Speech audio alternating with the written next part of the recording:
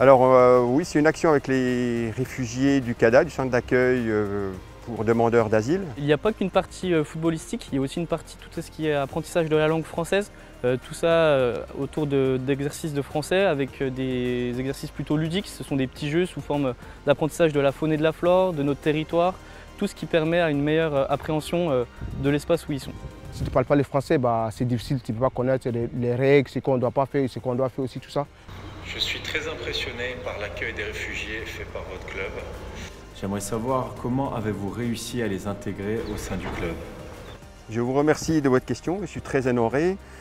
Nous avons réussi à les intégrer par les entraînements. Nous avons réussi à garder Abdoul, qui est éducateur chez nous, et à lui faire un contrat aidé pour cette année.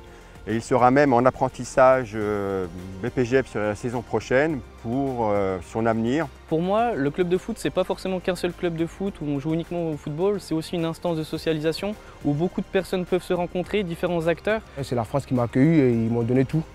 Et ils m'ont aidé et tout ça. Donc eux aussi, ils prennent l'exemple sur moi. Et il ne faut jamais abandonner. Même si c'est compliqué, il ne faut jamais abandonner. Donc tu continues de travailler et puis tu dis ce qu'on te dit de faire. Et puis en plus, ça ira quoi, en fait.